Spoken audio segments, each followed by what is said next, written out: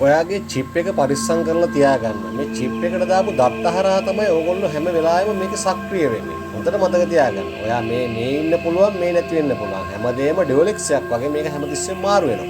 වඩුවෙක්ට ඇණයක් වමනා වෙන්නේ ඇයි? තවත් ලීයක් තවත් විදියකට පුරුද්දන්න. ඒකට ගම් ටිකක් ගාලා පුරුද්දන්න. එහෙම දේවල් තියෙනවා. ඒතකොට ටිකක් හිතලා බලන්න.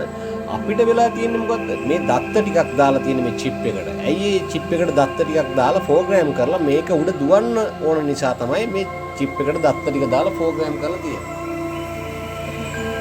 ඒ දත්ත ටික කොයි වෙලාවෙත් එළියේ සක්‍රිය වෙනවා. ඒ කියන්නේ එළියේ කොයි වෙලාවෙත් මේක වැඩ කරනවා. ලෝකේ ඕනම තැනක අපිට පියෝ පේන්නේ නැහැ ඒක. ඒ දත්ත ටික වැඩ කරනවා. හැබැයි ඒ දත්ත ටික ඔයාගේ කරගන්න එපා.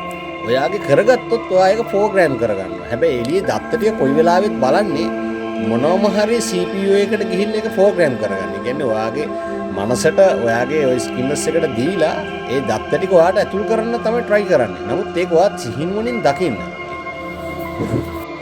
ඒ එළියේ තියෙන දත්ත ටික කොහොමත් ඒ සෙලිබ්‍රේෂන් එක ඒ කියන්නේ ඒක කොහොමත් ඒ සිස්ටම් එක ඒක ක්‍රියාත්මක වෙනවා. ඒ ක්‍රියාත්මක වෙන එක ඕගොල්ලෝ ඇකියු කර ඒ කියන්නේ ඕගොල්ලෝගේ සිස්ටම් එකට දාගන්න එපා. ඒ දත්ත ටික.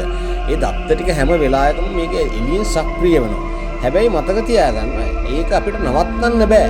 ඒකත් එක්ක සම්බන්ධ වෙන එක විරහිත කරන්න පුළුවන්. විරහිත භාවය තුළ සම්බන්ධ වෙන්න පුළුවන්. ඔන්න ඕක තමයි මේ කන්සෙප්ට් එක මේ ලස්සන කන්සෙප්ට් එකක් මේක. හැබැයි පාවිච්චි කරන්න ඕනේ හරි පරිස්සමෙන්.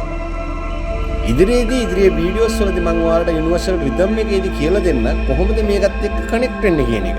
කනෙක්ට් වෙන්න පුළුවන් කොන්දේසි විරහිතව. කනෙක්ට් වෙන්නේ නැතුව කනෙක්ට් වෙන්න පුළුවන්.